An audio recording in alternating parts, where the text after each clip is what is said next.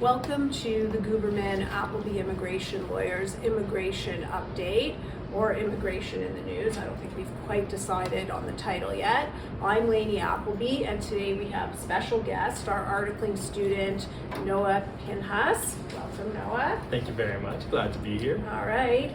Today we're here to talk about Bill C-3, an act to amend the Citizenship Act.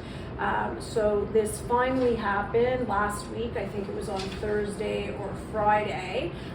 We've had previous episodes where we've talked about this bill, but Noah, maybe you want to give us a little summary of how we finally got to this point where the act or the bill is actually going to become an act.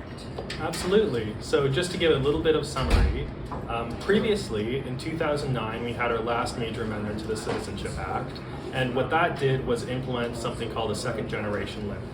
What this meant was that if you were a Canadian who was born in Canada, you could go anywhere in the world, have a kid, and they would have Canadian citizenship. But if you were born outside of Canada and became a citizen later, either through descent or naturalization, you would not have that same ability. If you went to Africa, Europe, anywhere in the world, your kid would not be Canadian just because you are their parent. That limit was brought to court, and the court ruled that it was unconstitutional, and the government didn't even appeal it. It was just at the Ontario Superior Court level, and the court then gave the government a time limit to actually change the second generation limit. And the government encountered quite a few difficulties actually keeping to that timeline. Things like COVID, Justin Trudeau resigning from government, all sort of forced the government to request several extensions, leading us to the bill today.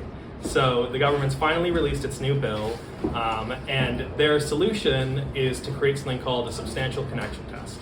Okay, so let's talk about, so a group of families got together and said, okay, this is not fair, global mobility, people go to all these different countries now, it's also not fair to people who gained their Canadian citizenship as a result of becoming a permanent resident. So it was creating two classes of citizenship. We don't like creating two classes of things anymore. So that's how that court case came about. And in the interim, there was actually an interim measure to help people apply while the bill was under review, and effectively that interim measure is becoming law. So nonetheless, there's sort of still two distinctions in my opinion, because there's going to be a line in the sand as to how Canadian citizenship, generational Canadian citizenship, is passed down depending upon if you were born before the bill goes into effect and after the bill goes into effect. So let's talk about that a little bit.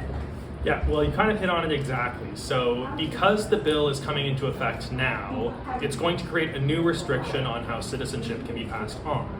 But it would be pretty unfair to apply that new restriction that they only introduced in 2025 retroactively to people who were born, as far back as you can think, as well as people's family members and descendants. Which I think is also sort of something that I find interesting, crazy, and fascinating at the same time. And we even have some cases like this in the hopper where we have clients that are actually giving us birth certificates from literally the 1800s, showing that their great whatever grandparent was born in Canada.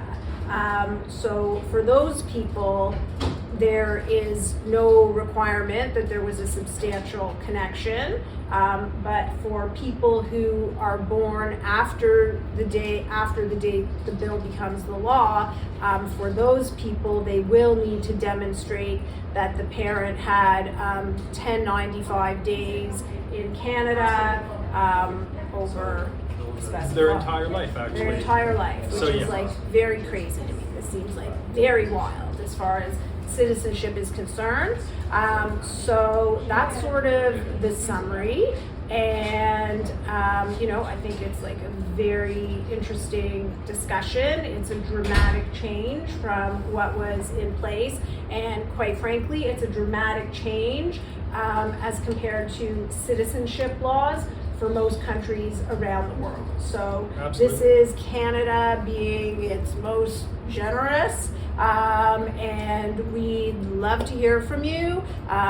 We'd love for you to like, follow.